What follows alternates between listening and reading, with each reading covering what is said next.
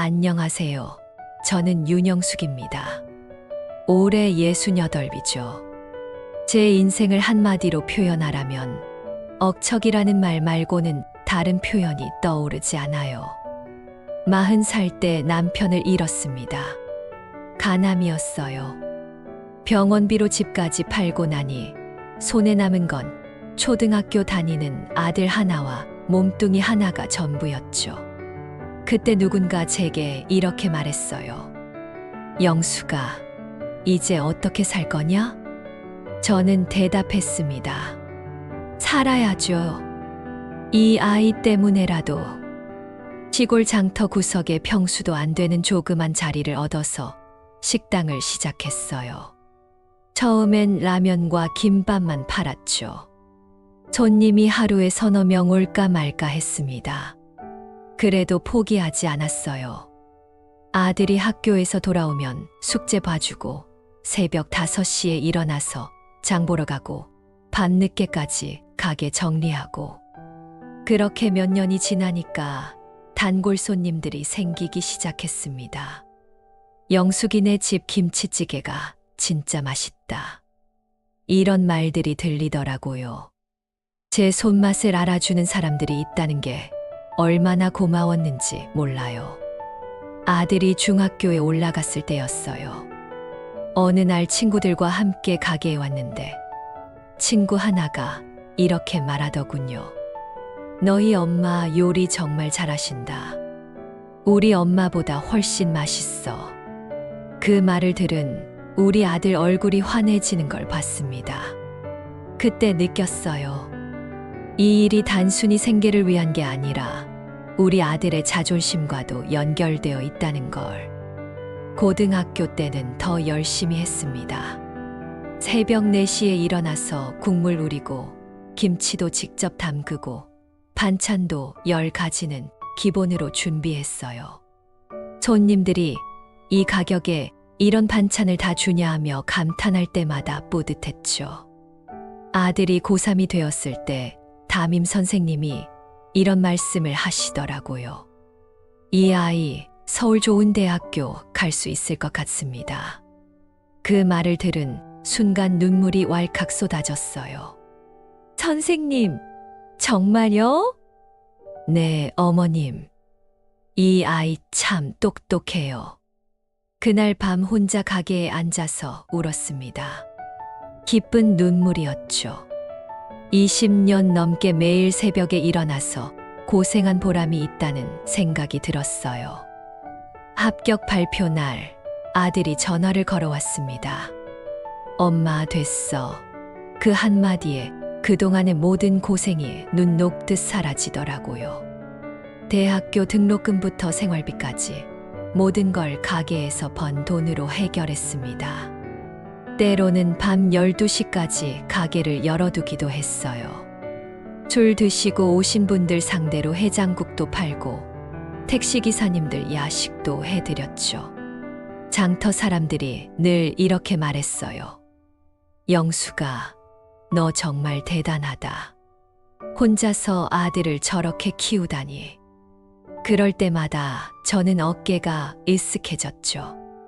우리 아들, 제가 이 손으로 키웠어요.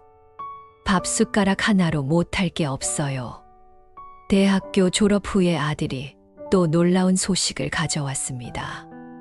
외국 유학을 가겠다는 거였어요. 장학금을 받아서 가는 거라고 했지만 그래도 생활비는 필요했죠. 저는 망설이지 않았습니다. 가라, 아들아. 엄마가 뒷바라지 해줄게. 그때부터 정말 죽어라고 일했습니다. 하루에 서너 시간만 자고 식당 문도 1년 내내 닫지 않았어요. 명절에도 장사를 했죠. 다른 가게들은 다 쉬는데 저희 가게만 문을 열었거든요. 그러면 갈 데 없는 사람들이 와서 밥을 먹었습니다. 가끔 몸이 아파도 참았어요. 감기 걸려서 열이 나도 가게는 열었습니다. 손님들이 사장님 아픈데 왜 나오세요? 하면 괜찮아요, 괜찮아요 하며 웃어넘겼죠. 아들 유학비를 벌어야 하는데 하루라도 쉴 수 없었거든요. 어느 날 장터에서 오랫동안 알고 지내던 김 사장님이 저에게 이런 말을 하더라고요. 영수가 아들이 잘 되는 건 좋은데 너무 멀리 보내지 마라. 아들도 잘 되면 부모랑 멀어질 수도 있어. 그때는 무슨 소리냐며 웃어 넘겼습니다. 우리 아들은 안 그래요. 효자예요. 하지만 왜 그런지 그 말이 계속 마음 한구석에 남아 있었어요. 25년. 참 긴 시간이었죠. 그 세월 동안 제가 가장 자랑스러워했던 건 바로 이거였습니다. 시골 장터 작은 식당 하나로 아들을 서울 명문대에 보내고 외국 유학까지 보냈다는 것. 그게 제 인생 최고의 자랑거리였어요. 동네 사람들 앞에서 늘 이렇게 말했습니다. 우리 아들, 제가 이 손으로 키웠어요. 이 작은 식당에서 번 돈으로 대학교 보내고 유학까지 보냈죠. 이제 곧 좋은 직장 구해서 돌아올 거예요. 그럴 때마다 사람들이 감탄했어요. 정말 대단하시네요, 영숙님. 그런 말들을 들을 때마다 가슴이 뿌듯했습니다. 힘들었던 모든 순간들이 보상받는 기분이었죠. 하지만 그때의 저는 몰랐습니다. 제가 그토록 자랑스러워했던 그 아들이 훗날 저에게 얼마나 큰 상처를 줄지. 2년 만에 아들이 돌아왔습니다. 공항에 나가서 아들을 마중했을 때 정말 꿈만 같았어요. 키도 더 큰 것 같고 외국에서 생활하느라 훨씬 의젓해 보이더군요. 엄마, 고생 많았어요. 그 한마디에 그동안의 모든 힘든 기억들이 사라졌습니다. 아, 이래서 내가 그 고생을 했구나 싶었어요. 집으로 돌아오는 길에 아들이 말했어요. 엄마가 해주시는 밥이 제일 그리웠어요. 외국 음식도 맛있긴 한데 엄마 손맛을 따라갈 순 없더라고요. 그 말을 듣고 얼마나 기뻤는지 몰라요. 집에 도착하자마자 부엌에 들어가서 아들이 좋아하는 음식들을 차렸습니다. 김치찌개, 불고기, 계란말이, 멸치볶음까지. 아들이 역시 엄마 음식이 최고네요 하며 맛있게 먹는 모습을 보니 저절로 웃음이 나왔어요. 그런데 한 달쯤 지나서 아들이 갑자기 이런 말을 하더라고요. 엄마, 저 결혼하려고 해요. 순간 가슴이 철렁했습니다. 기쁘기도 하면서 동시에 뭔가 아쉬운 기분도 들었어요. 이제 정말 제 품을 떠나는구나 싶었죠. 그래, 좋은 사람 만났구나. 언제 한번 데려와 봐라. 일주일 후에 아들이 그 여자를 데리고 왔습니다. 이름은 수진이라고 했어요. 첫 인상이 참 좋았습니다. 안녕하세요, 어머니. 준호가 어머니 이야기를 정말 많이 해줬어요. 혼자서 이렇게 훌륭하게 키워주셔서 감사합니다. 이렇게 정중하게 인사를 하는 거예요. 마음에 쏙 들었죠. 점심때 함께 식사를 하는데 수진이가 제가 해준 음식을 정말 맛있게 먹는 거예요. 어머니, 이 김치 정말 맛있어요. 어떻게 담그시는 거예요? 이 미역국 국물이 정말 깔끔해요. 비법이 있으신가요? 이런 식으로 하나하나 물어보는 겁니다. 오랫동안 혼자 살다 보니 누군가 제 요리에 이렇게 관심을 보여주는 게 얼마나 기뻤는지 몰라요. 수진아, 시간 있을 때 놀러 와라. 엄마가 맛있는 것 해줄게. 네, 어머니. 어머니의 음식 솜씨 꼭 배우고 싶어요. 그렇게 대답하는 수진을 보니 이 정도면 내 아들을 잘 맡길 수 있겠다 싶었습니다. 결혼 준비는 생각보다 빨리 진행됐어요. 2달 만에 모든 걸 준비했죠. 저는 그동안 모아둔 돈으로 혼수도 해주고 신혼집 준비하는 것도 도와줬습니다. 엄마, 너무 많이 해주시는 거 아니에요? 아냐, 아들아. 엄마가 할 수 있을 때 해주는 거야. 이제 너도 가정을 꾸리는 거니까. 결혼식 날이었어요. 아들이 턱시도를 입고 서 있는 모습을 보니 정말 의젓해 보이더라고요. 며느리가 될 수진이도 웨딩드레스를 입으니까 정말 예뻤어요. 주례사를 해주신 목사님이 이렇게 말씀하시더군요. 이 신랑을 여기까지 키워주신 어머님께 박수 한번 쳐드립시다. 그 순간 하객들이 모두 저를 보며 박수를 쳤어요. 그때 정말 가슴이 벅찼습니다. 20몇 년 동안 고생한 보람이 있다는 생각이 들었어요. 손님 중 한 분이 저에게 와서 정말 대단하세요, 어머님. 혼자서 아들을 이렇게 훌륭하게 키우시다니 하고 말씀해 주시더라고요. 식이 끝나고 나서 가족 사진을 찍을 때였어요. 아들과 수진이 제 양옆에 서서 함께 사진을 찍는데 그 순간 정말 행복했습니다. 이제 우리 가족이 늘어났구나 싶었죠. 피로 연 자리에서 저는 하객들 앞에서 이렇게 말했어요.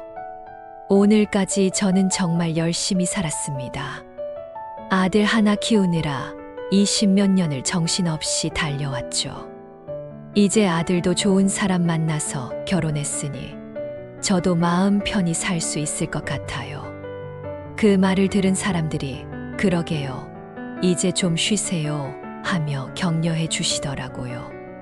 신혼여행을 떠나는 아들 부부를 배웅하면서 수진이 제 손을 꼭 잡고 말했어요.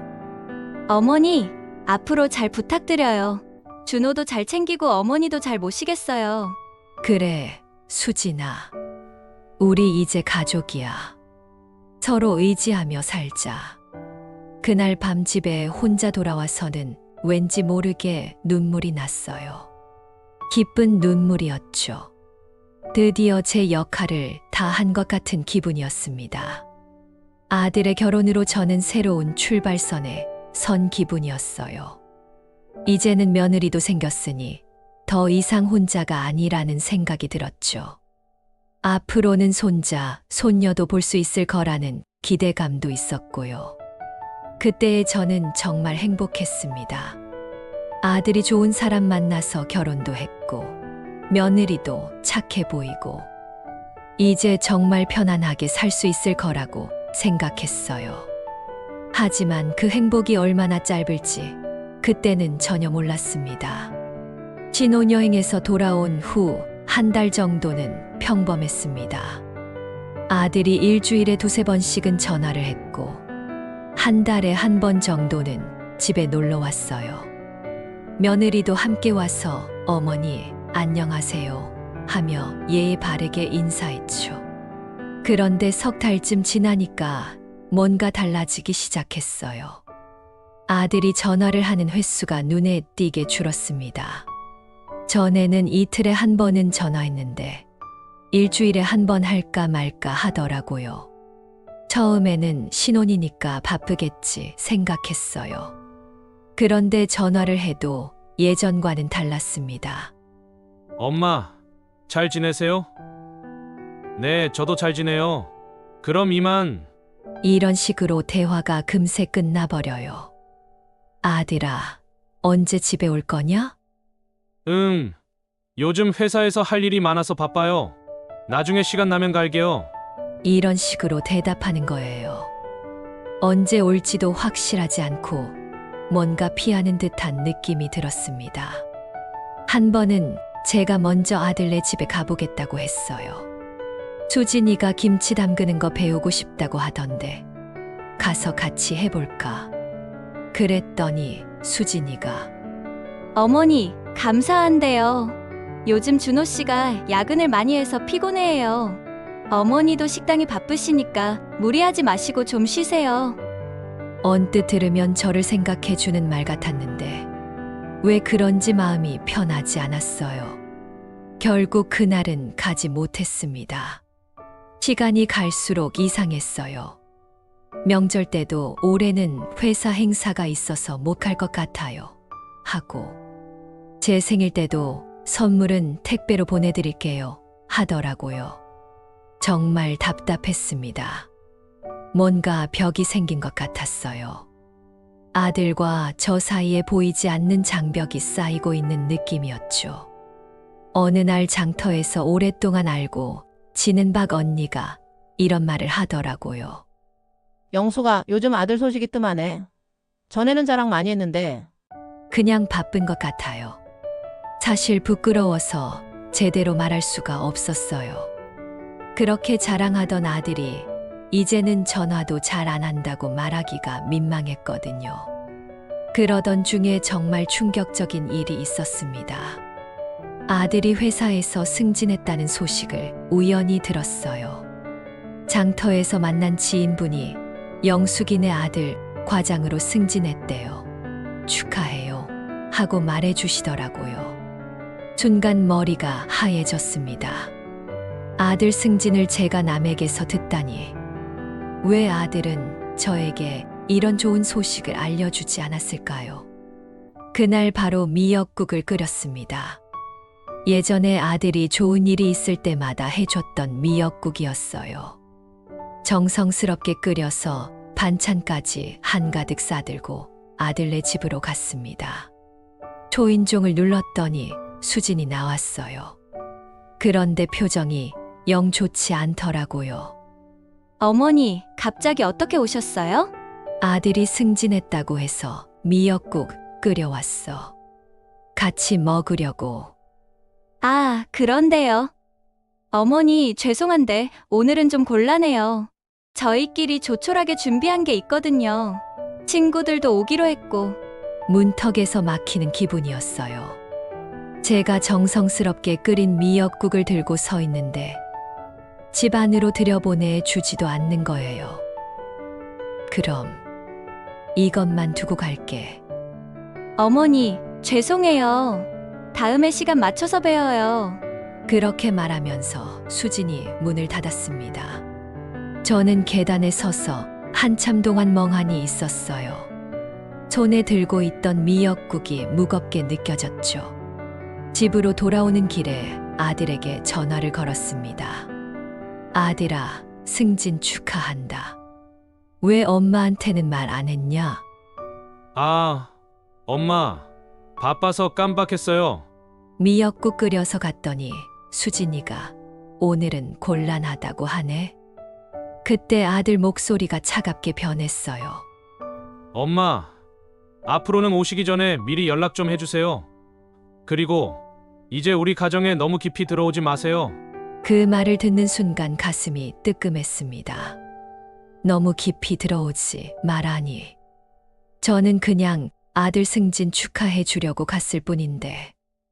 무슨 말이냐, 그게? 엄마도 이제 엄마 인생을 사세요. 저희는 저희 방식대로 살겠어요. 전화가 끊어졌어요. 저는 핸드폰을 들고 한참 동안 멍하니 서 있었습니다. 그날 밤 잠이 안 왔어요. 아들 말이 계속 머릿속에서 맴돌았거든요. 이제 우리 가정에 너무 깊이 들어오지 마세요. 이 말이 계속 귓가에 울렸습니다. 언제부터 저는 아들에게 깊이 들어가면 안 되는 사람이 되었을까요? 그렇게 키워놓은 아들이 이제 저를 거리두기 시작하다니. 그때부터 확실히 느꼈어요. 뭔가 잘못되고 있다는 걸. 제가 그토록 사랑했던 아들이, 제가 모든 것을 희생해서 키운 아들이 저를 피하고 있다는 걸. 아들과의 거리감은 시간이 갈수록 더 심해졌습니다. 전화도 한 달에 한 번 할까 말까 하고 만나자고 하면 항상 바쁘다는 핑계만 댔어요. 그러던 어느 날이었어요. 장터에서 장사를 하고 있는데 수진이 혼자 찾아왔습니다. 어머니, 안녕하세요. 반가워서 얼른 자리를 권했죠. 아이고, 수진아. 언제 왔니? 뭐 좀 먹을래? 아니에요. 잠깐만 이따 갈게요. 그런데 수진의 표정이 평소와는 달랐어요. 뭔가 딱딱하고 차가운 느낌이었죠. 어머니, 말씀드릴 게 있어요. 그래, 뭔데? 준호가 요즘 스트레스를 많이 받고 있어요. 회사 일도 바쁜데 어머니가 자꾸 연락하시니까. 순간 어리둥절했습니다. 제가 언제 자꾸 연락했다는 건지, 내가 언제 자꾸 연락했다고 그래? 전화도 자주 하시고 갑자기 오시려고 하시고 준호가 부담스러워해요. 가슴이 답답해지기 시작했어요. 한 달에 한 번 전화하는 게 자주 하는 건가요? 아들 승진 축하하러 간 게 갑자기 가는 건가요? 수진아, 그게 무슨 말이냐? 내가 언제? 어머니, 이제는 좀 거리를 두세요. 저희도 저희 생활이 있잖아요. 그 순간 화가 치밀어 올랐습니다. 20몇 년 동안 아들 하나 키우느라 고생했는데 이제 와서 거리를 두라니. 거리를 두라고? 내가 뭘 잘못했다고? 어머니가 너무 간섭하세요. 준호도 이제 어른이잖아요. 간섭. 내가 언제 간섭했어? 미역국 한 번 끓여서 가는 게 간섭이야? 목소리가 점점 커지고 있었어요. 주변 상인들이 쳐다보기 시작했죠. 어머니, 목소리 좀 낮추세요. 사람들이 다 쳐다봐요. 쳐다보면 어때? 내가 뭘 잘못했는데 목소리를 낮춰? 그때 수진이 일어서더니 이렇게 말했어요. 어머니, 이제 그만 좀 하세요. 준호한테도 말할 거예요. 어머니가 이렇게 나오신다고. 그 말을 듣는 순간 정말 화가 머리끝까지 치밀었어요. 제가 뭘 잘못했다고 아들한테 일러 바치겠다는 건지. 너 지금 뭐라고 했어? 사실대로 말할 거예요. 어머니가 저희를 힘들게 한다고. 그 순간 더 이상 참을 수가 없었어요. 20몇 년 동안 아들 뒷바라지 하느라 고생한 게 이런 소리 듣기 위해서였나 싶어서 눈앞이 캄캄했죠. 그날 오후 정말 예상치 못한 일이 일어났습니다. 아들이 갑자기 가게로 찾아온 거예요. 표정이 험악했어요. 엄마, 수진한테 왜 그랬어요? 내가 뭘 어떻게 했다고? 수진이가 울면서 집에 왔어요. 엄마가 큰 소리로 화를 내서 창피했다고. 순간 어이가 없었어요. 수진이가 저한테 거리를 두라고 해서 화가 났는데 그게 제 잘못이라는 거예요. 아들아, 사실은 이래. 수진이가 나한테 와서. 엄마, 이제 그만해요. 정말 지겨워요. 지겹다는 말을 듣는 순간 가슴이 무너져 내렸어요. 제 아들이 저를 보고 지겹다고 하다니. 지겹다고? 내가 지금 엄마한테 지겹다고 했냐? 맞아요. 정말 지겨워요. 왜 자꾸 우리 일에 끼어들려고 해요? 끼어들기? 내가 언제 끼어들었어? 네가 승진했다고 미역국 끓여준 게 끼어드는 거야? 그런 거 안 해줘도 돼요. 우리끼리 알아서 할 수 있어요. 그때 정말 참을 수 없을 만큼 화가 났어요. 20몇 년 동안 모든 걸 희생해서 키워놓은 아들이 이제 와서 이런 소리를 하다니. 야, 이 자식아! 소리를 지르면서 아들 어깨를 밀쳤어요. 그런데 아들이 갑자기 제 팔목을 거칠게 잡더니 큰 소리로 화를 내는 거예요. 엄마, 그만 좀 해요. 정말 지겨워 죽겠어요. 그러면서 제 팔을 세게 밀쳤습니다. 순간 균형을 잃고 뒤로 넘어질 뻔했어요. 옆에 있던 테이블에 손을 짚어서 겨우 넘어지지 않았죠. 장터 한복판에서 아들이 저를 밀친 거예요. 주변에 있던 상인들이 모두 쳐다봤습니다. 어떤 분은 어머, 저게 뭐야 하면서 수근거리기도 했고요. 그 순간 정말 세상이 무너지는 기분이었어요. 제가 그렇게 사랑했던 아들이 제 모든 것을 바쳐서 키운 아들이 사람들 앞에서 저를 밀치다니. 하지만 아들은 돌아보지도 않고 그냥 가버렸습니다. 그 자리에 서서 한참 동안 움직일 수가 없었어요. 주변 사람들의 시선이 느껴졌지만 도저히 고개를 들 수가 없었죠. 박 언니가 다가와서 영수가 괜찮냐? 하고 물어봤어요. 그제야 정신이 들었습니다. 괜찮아요. 하지만 괜찮을 리가 없었어요. 가슴이 찢어질 것 같았거든요. 그날 밤은 정말 길었습니다. 잠도 안 오고 아들이 저를 밀친 그 순간이 계속 머릿속에서 재생됐어요.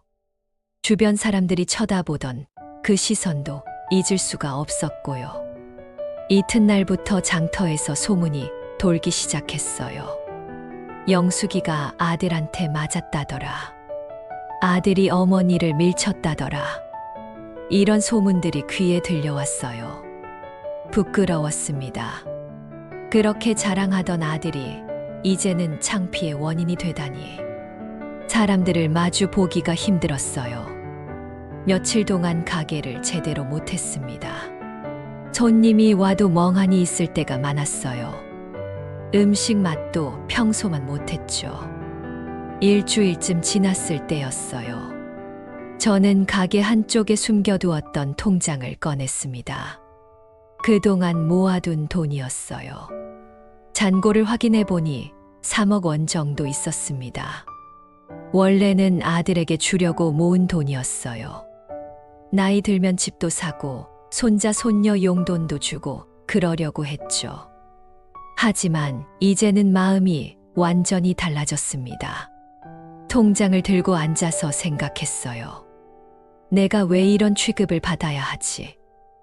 20몇 년 동안 고생해서 키워놓은 아들이 이제 와서 지겹다고 하고 거리를 두라고 하고, 그때 정말 확신했습니다. 이 돈은 아들에게 주면 안 되겠다고. 저를 이렇게 대하는 아들에게 제 재산을 물려줄 이유가 없다고요. 아들과의 일 이후 일주일 동안 정말 힘들었어요. 장사도 제대로 안 되고 잠도 잘 안 오고, 그렇게 자랑스러워했던 아들이 이제는 상처만 주는 존재가 되어버렸죠. 어느 날 저녁 혼자 집에서 TV를 보고 있었어요. 뉴스가 끝나고 나서 공익 광고가 나왔는데 고아원 아이들에 대한 내용이었습니다. 따뜻한 손길을 기다리고 있습니다. 부모 없는 아이들에게 희망을 전해주세요. 화면에 나온 아이들을 보니까 가슴이 찡했어요. 어린 아이들이 웃고 있는 모습이 나왔는데 그 웃음이 왜 그렇게 애처로워 보이던지.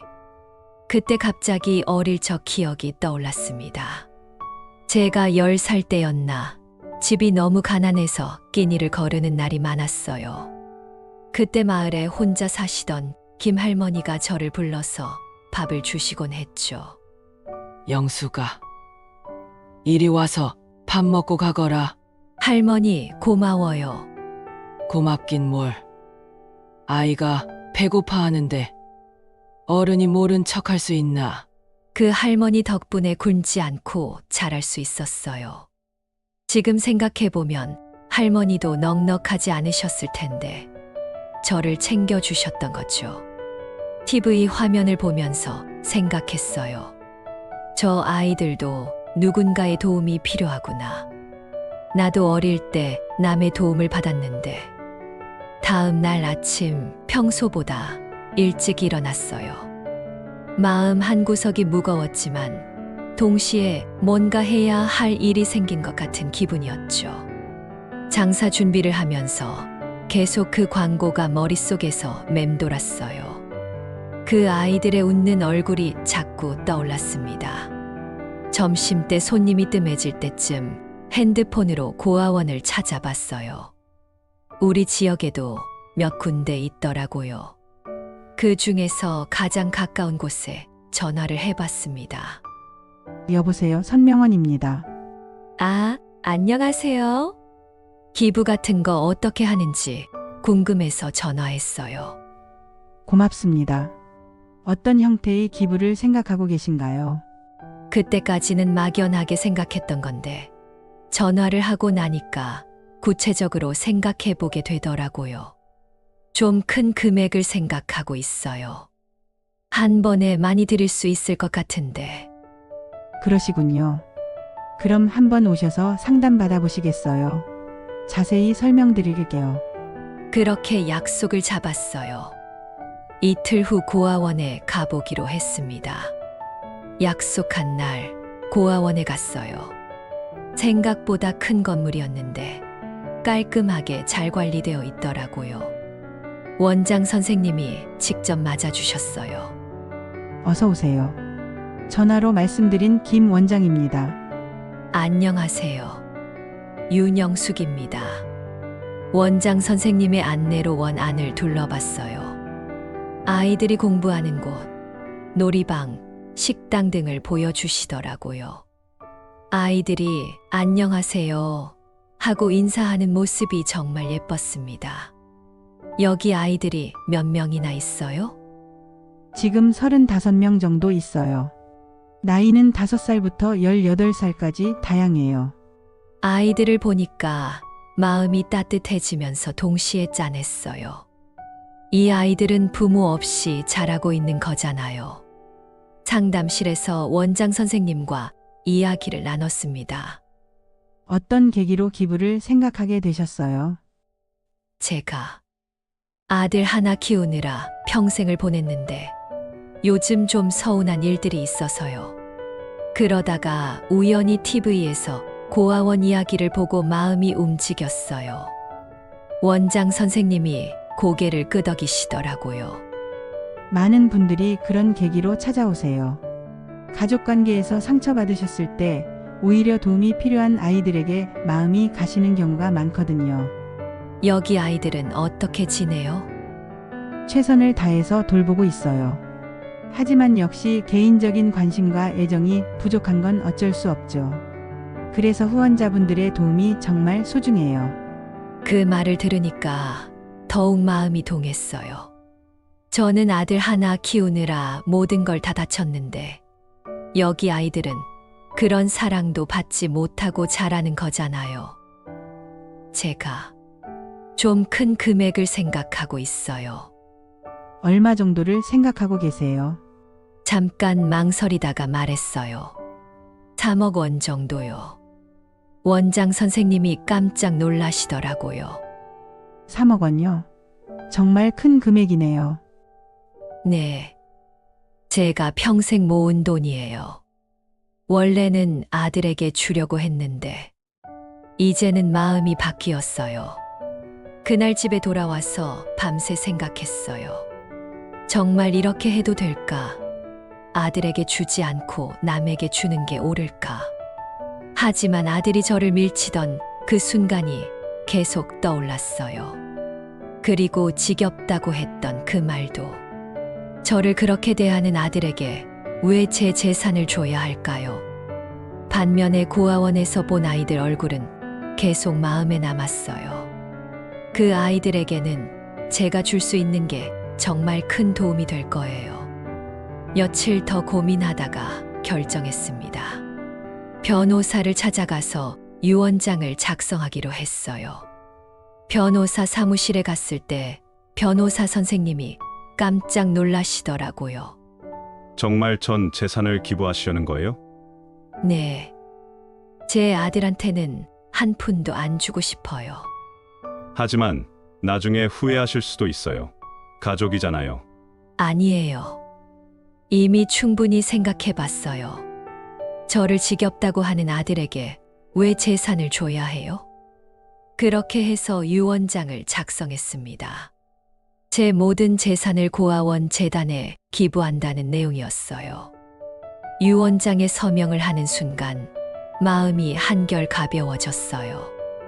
이제 진짜로 새로운 인생을 시작할 수 있을 것 같았습니다. 유언장을 작성하고 나서 일주일쯤 지났을 때였어요. 평상시처럼 가게에서 장사를 하고 있는데 갑자기 아들과 수진이 함께 나타났습니다. 그런데 평소와는 완전히 다른 모습이었어요. 두 사람 다 얼굴이 상기되어 있고 뭔가 급한 듯한 표정이었죠. 엄마! 아들이 제게 달려오더니 갑자기 무릎을 꿇고 앉는 거예요. 장터 한복판에서 말이죠. 아들아, 왜 이래? 일어나. 엄마, 죄송해요. 정말 죄송해요. 수진도 옆에서 같이 무릎을 꿇었어요. 어머니, 저희가 잘못했어요. 용서해 주세요. 갑작스러운 상황에 어리둥절했습니다. 지난번에 저를 밀치고 지겹다고 했던 아들이 갑자기 무릎을 꿇고 사과한다니. 뭔 소리야? 일어나, 사람들이 다 쳐다본다. 하지만 아들은 일어나지 않았어요. 엄마, 저 정말 잘못했어요. 그때 엄마한테 손댄 것도 잘못했고, 지겹다고 한 것도 잘못했어요. 주변에 있던 상인들이 하나둘씩 모여들기 시작했어요. 뭔가 심상치 않다는 걸 눈치챈 거죠. 일단 일어나서 얘기하자. 그제야 두 사람이 일어났어요. 하지만 아들 눈에는 눈물이 고여 있었습니다. 엄마, 저희 좀 더 얘기할 수 있을까요? 가게를 임시로 맡기고 집으로 갔어요. 거실에 앉아서 아들과 수진을 마주 보니 둘 다 평소와는 다른 모습이었어요. 무슨 일인지 말해봐. 아들이 먼저 입을 열었어요. 엄마, 들었어요. 재산을 다 기부한다고. 순간 깜짝 놀랐어요. 어떻게 알았을까요? 누가 그런 소리를? 엄마가 변호사 사무실 간 거 김 사장님이 보셨대요. 그래서 물어보니까. 아, 그날 변호사 사무실에서 나오는데 김 사장님과 마주쳤었어요. 인사만 하고 지나갔는데 뭔가 눈치채신 모양이었죠. 그래서 어쩔 건데. 수진이 갑자기 울기 시작했어요. 어머니, 저희가 정말 잘못했어요. 어머니 마음을 이렇게까지 상하게 해드린 줄 몰랐어요. 지금 와서 그런 소리 해봤자 소용없어. 그때 수진이 더 큰 소리로 울면서 말했어요. 어머니, 사실은 제가 임신했어요. 그 말에 깜짝 놀랐어요. 임신. 네, 한 달 됐어요. 아직 확실하지는 않지만 병원에서 가능성이 높다고 했어요. 아들도 옆에서 말했어요. 엄마, 첫 손주예요. 엄마의 첫 손주라고요. 순간 마음이 흔들렸어요. 손주라니. 그동안 한 번도 생각해보지 못했던 일이었거든요. 정말이야? 네, 어머니. 그래서 더욱 죄송해요. 이렇게 좋은 소식이 있는데 어머니와 사이가 나빠져서. 하지만 뭔가 이상했어요. 갑작스럽게 나타나서 사과하고 갑자기 임신 소식을 알려주고 너무 타이밍이 절묘하다는 생각이 들었죠. 수진아, 병원에서 확실하게 임신이라고 했어. 아직은 확실하지 않아요. 하지만 가능성이 높다고. 그럼 확실해지면 그때 다시 얘기하자. 그 말을 듣자 아들의 표정이 급하게 변했어요. 엄마, 그게 아니에요. 지금 당장 유언장을 취소해 주세요. 왜? 손주가 생기는데 할머니가 재산을 다 기부하면 어떡해요? 손주가 생긴다고 내가 왜 재산을 남겨줘야 해? 수진이 더 크게 울기 시작했어요. 어머니, 제발요. 저희가 잘못했어요. 다시는 그런 일 없을 거예요. 어머니를 지겹다고 한 사람이 무슨 소리야? 아들이 당황하면서 말했어요. 엄마, 그때는 제가 스트레스를 너무 많이 받아서 정말 죄송해요.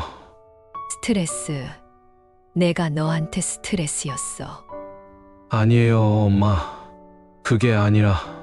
하지만 마음이 쉽게 풀리지 않았어요. 그동안 받은 상처가 하루아침에 없어질 수는 없었거든요. 확실히 임신한 게 맞으면 그때 다시 생각해 볼게. 엄마! 일단 가봐. 확실한 소식 들고 와. 그날 아들과 수지는 울면서 돌아갔어요.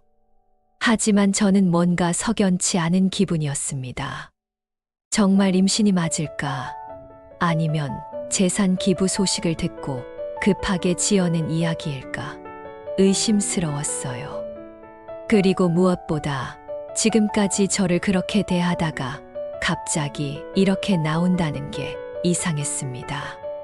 진심으로 뉘우치는 건지 아니면 재산 때문인지 확실하지 않았어요. 그날 밤에도 잠이 잘 오지 않았어요. 손주라는 말이 계속 머릿속에 맴돌았거든요. 정말 손주가 생긴다면 어떻게 해야 할까? 유언장을 정말 취소해야 할까? 하지만 동시에 이런 생각도 들었어요. 지금까지 저를 그렇게 대한 사람들이 갑자기 달라질까? 혹시 손주가 태어나면 또 다시 저를 멀리하지 않을까? 복잡한 마음으로 며칠을 보냈습니다. 아들과 수진이 다녀간 후 며칠 동안 마음이 복잡했어요. 손주가 생긴다는 말이 계속 머릿속에서 맴돌았거든요. 정말 임신이 맞다면 제가 너무 매정한 걸까 싶기도 했고요. 그런데 이상한 일이 시작됐어요. 다음 날부터 수진이 매일 가게 앞에서 기다리고 있는 거예요. 어머니, 안녕하세요. 처음에는 그냥 인사만 하고 갔는데 점점 시간이 길어졌어요. 가게 앞 의자에 앉아서 한두 시간씩 있는 거였죠. 수진아, 집에 가서 쉬어. 몸이 안 좋을 수도 있잖아. 괜찮아요. 어머니 보고 싶어서 왔어요. 그런 말을 하면서 눈물까지 흘려요. 지나가는 사람들이 다 쳐다볼 정도였죠. 사흘째 되는 날이었어요. 수진이 또 와서 앉아 있는데 갑자기 큰 소리로 울기 시작하는 거예요. 어머니, 제발 용서해 주세요. 저희가 정말 잘못했어요. 장터 한복판에서 이렇게 큰 소리로 우니까 사람들이 다 쳐다보더라고요. 부끄러웠어요. 수진아, 울지 마. 사람들이 다 쳐다본다. 어머니가 용서해 주실 때까지 매일 올 거예요. 저 정말 뉘우치고 있어요. 이런 식으로 며칠을 계속했어요. 매일 와서 앉아 있고 울고 사과하고 주변 상인들도 저 며느리 참 착하네. 시어머니한테 저렇게까지 하다니. 이런 말들을 하기 시작했어요. 일주일째 되던 날 정말 지쳐서 수진에게 말했어요. 수진아, 집에 가. 이렇게 매일 와서 오는 게 무슨 소용이야. 어머니, 저 정말 반성하고 있어요. 앞으로는 진짜 잘할게요. 임신 확인은 했어. 아직 확실하지 않아요. 하지만 곧 확실해질 거예요. 그 대답을 들으니까 더욱 의심스러웠어요. 벌써 일주일이 넘었는데 아직도 확실하지 않다니. 그런데 그날 오후에 정말 충격적인 일이 일어났어요. 가게 직원인 미정이가 저에게 와서 이런 말을 하는 거예요. 사장님, 말씀드릴 게 있어요. 뭔데? 아까 며느리분이 창고 쪽에서 전화통화하시는 걸 들었어요. 창고는 가게 뒤쪽에 있는 작은 공간이에요. 손님들 눈에 안 띄는 곳이죠. 무슨 얘기를 했는데? 친구랑 통화하시는 것 같았는데요. 좀 이상한 얘기를 하시더라고요. 미정이가 망설이더니 말을 이어갔어요. 이 정도 했으면 넘어올 줄 알았는데 고집죽이네. 3억이면 끝인데 왜 이렇게 안 넘어가지? 이런 식으로 말씀하시더라고요. 그 말을 듣는 순간 머리가 하얘졌어요. 정말 그런 말을 했어. 네, 제가 직접 들었어요. 그리고 몇 번 더 울어봐야겠다. 임신한다고 했으니까 금방 넘어올 줄 알았는데 이런 말도 하셨어요. 가슴이 무너져 내렸어요. 그동안 수진이 매일 와서 울고 사과한 것이 다 연기였다는 거잖아요. 임신도 거짓말이고. 사장님, 괜찮으세요? 얼굴이 너무 하얘요. 미정아, 고마워. 알려줘서. 그날 저녁 수진이 또 찾아왔어요. 평소처럼 눈물을 흘리며 사과하려고 했죠. 어머니, 오늘도 찾아뵈러 왔어요. 정말 죄송해요. 하지만 이번에는 달랐어요. 제가 모든 걸 알고 있었거든요. 수진아, 이제 그만둬. 네? 뭘 그만두라는 거예요? 연기 말이야. 이제 그만 연기해. 수진의 얼굴이 순간 굳었어요. 어머니, 무슨 말씀이세요? 저 연기 안 해요. 임신도 거짓말이지? 3억이면 끝인데 이런 말 했다며? 그 순간 수진의 표정이 완전히 변했어요. 더 이상 울지도 않고 애원하는 표정도 사라졌죠. 누가 그런 말 했어요? 그게 중요해. 내가 한 말이 맞냐 안 맞냐가 중요하지. 수진이 한참 동안 말이 없더니 갑자기 웃기 시작했어요. 그런데 그 웃음이 참 소름 끼쳤어요. 들켰네요. 뭐? 들켰다고요. 네, 맞아요. 다 연기였어요. 이제 완전히 다른 사람이 되어버렸어요. 그동안 보여줬던 착한 며느리 모습은 온데간데 없고 차갑고 계산적인 모습만 남았죠. 임신도 거짓말이야? 당연하죠. 누가 지금 애를 가져요? 3억 때문에 한 연기였어요. 너 정말! 어머니, 화내지 마세요. 어차피 어머니도 돌아가시면 그 돈 아들한테 갈 거잖아요? 그냥 미리 주는 거라고 생각하세요. 그 말을 듣고 정말 화가 머리끝까지 치밀었어요. 나가! 당장 나가! 어머니, 진정하세요. 우리 다시 얘기해봐요. 나가라고! 다신 내 앞에 나타나지 마! 그제야 수진이 일어서더니 마지막으로 이런 말을 했어요. 어머니, 후회하실 거예요. 결국 그 돈 아들한테 갈 텐데 왜 이렇게 고집 피우세요? 나가! 수진이 나간 후 한참 동안 자리에서 일어날 수가 없었어요. 온몸이 떨렸거든요. 20분쯤 지나서 아들이 급하게 찾아왔어요.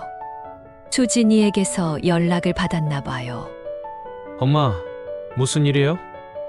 수진이가 울면서 집에 왔어요. 아들아, 너도 알고 있었지? 뭐려? 수진이가 연기한 거 말이야. 임신도 거짓말이고 사과하는 것도 다 연기였다는 거. 아들의 표정이 굳었어요. 모르는 척 하려다가 제 표정을 보고는 포기한 것 같았어요.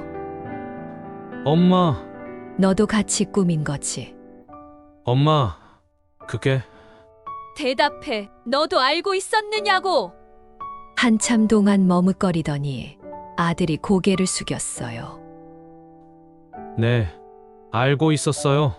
그 순간 정말 하늘이 무너지는 기분이었어요. 아들마저 저를 속였다니. 왜 그랬어? 엄마, 3억 원이잖아요. 그 큰 돈을 남한테 줄 수는 없잖아요. 내가 남한테 준다고? 아니에요. 그게 아니라... 나가! 너도 나가! 엄마, 나가라고! 다시는 내 앞에 나타나지 마! 그날 밤은 정말 길었어요.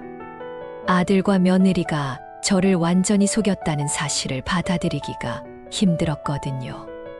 20몇 년 동안 모든 걸 바쳐서 키운 아들이 결국 돈 때문에 저를 속이다니. 그리고 며느리는 처음부터 끝까지 모든 게 가식이었고, 그때 확실히 깨달았어요. 제가 내린 결정이 옳았다는 걸. 이런 사람들에게 제 재산을 물려줄 이유가 전혀 없다는 걸. 아들과 수진의 거짓말을 알게 된 후 한 달 정도는 정말 힘들었어요. 배신감과 실망감이 너무 커서 제대로 잠도 못 자고 식욕도 없고 그랬죠. 하지만 시간이 지나면서 오히려 마음이 홀가분해졌어요. 이제 더 이상 망설일 이유가 없어졌거든요. 제 결정이 옳았다는 확신이 들었죠. 그러던 어느 날 고아원에서 편지가 왔어요. 재단 설립 절차가 완료되어서 정식으로 기부금을 받을 수 있게 되었다는 내용이었어요. 다음 날 바로 은행에 가서 3억 원을 전에 기부했습니다. 통장 잔고가 확 줄어드는 걸 보니까 뭔가 시원한 기분이었어요. 기부한 지 일주일 후에 고아원에서 감사 편지가 도착했어요. 원장 선생님이 직접 쓰신 편지였는데 내용을 읽으면서 눈물이 났어요. 윤영숙 할머니께 할머니의 소중한 마음 덕분에 우리 아이들이 더 좋은 환경에서 공부할 수 있게 되었습니다. 도서관도 새로 만들고 컴퓨터실도 꾸밀 예정입니다. 아이들이 꿈을 포기하지 않고 잘할 수 있도록 도와주셔서 정말 감사합니다. 그리고 아이들이 직접 쓴 손편지들도 함께 왔어요. 할머니, 고마워요. 할머니 덕분에 새 책을 많이 읽을 수 있을 것 같아요. 저는 선생님이 되고 싶은데 열심히 공부해서 꼭 선생님 될게요. 초등학교 5학년 김민수. 윤영숙 할머니, 저희를 도와주셔서 감사해요. 저는 요리사가 되고 싶어요. 나중에 커서 할머니한테 맛있는 요리 해드릴게요. 중학교 2학년 이지은. 이런 편지들을 읽으면서 가슴이 뜨거워졌어요. 제가 그동안 받지 못했던 진짜 고마움을 느꼈거든요. 며칠 후에는 고아원에서 전화가 왔어요. 할머니, 아이들이 할머니를 직접 뵙고 싶다고 해요. 시간 되시면 한번 놀러 오세요. 그렇게 해서 고아원을 다시 방문했어요. 아이들이 모두 나와서 할머니 하고 반겨주더라고요. 그 모습을 보니까 정말 행복했습니다. 할머니, 저희 때문에 식당 일 못 하시는 거 아니에요? 15살 된 영희가 걱정스럽게 물어봤어요. 괜찮아, 영희야. 할머니는 이제 다른 일을 해볼 생각이거든. 사실 그 즈음 식당을 정리할 생각을 하고 있었어요. 25년 동안 했던 일이지만 이제는 새로운 시작을 하고 싶었거든요. 할머니, 자주 놀러 올 거예요? 그럼 민수야, 할머니가 시간 있을 때마다 올게. 아이들과 함께 점심을 먹고 같이 놀고 숙제도 도와줬어요. 어떤 아이는 할머니가 없어서 외롭다고 하면서 제게 꼭 안기기도 했죠. 그때 느꼈어요. 이게 진짜 필요한 사람들에게 사랑을 주는 거구나. 억지로 받아달라고 하는 게 아니라 진심으로 고마워하는 사람들에게 베푸는 거구나. 고아원에서 돌아오는 길에 결심했어요. 식당을 정리하고 여기서 봉사활동을 하면서 살겠다고. 일주일 후에 식당 문을 닫았어요. 25년 동안 운영했던 가게였지만 미련은 없었어요. 오히려 새로운 출발을 한다는 기분이었죠.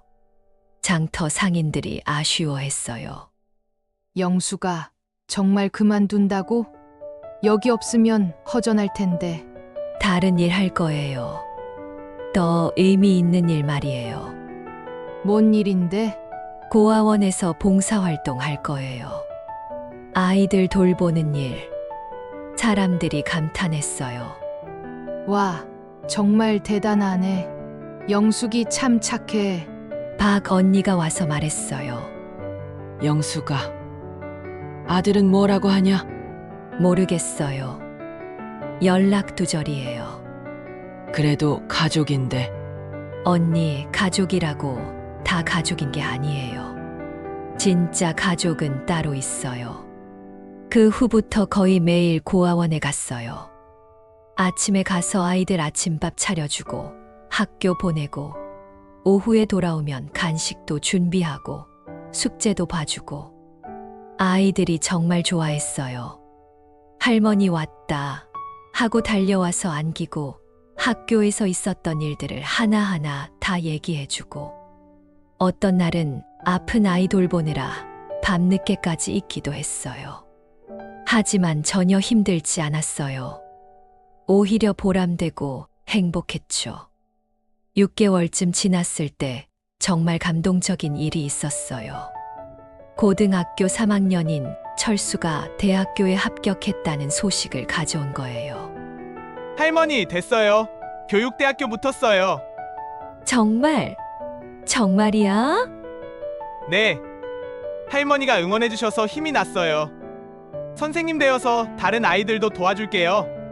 그 순간 정말 뿌듯했어요. 제가 도운 아이가 꿈을 이룬 거잖아요. 그날 밤 집에 돌아와서 생각했어요. 내가 아들에게는 귀찮은 존재였지만 여기 아이들에게는 희망이구나. 1년이 지난 지금 저는 정말 행복해요.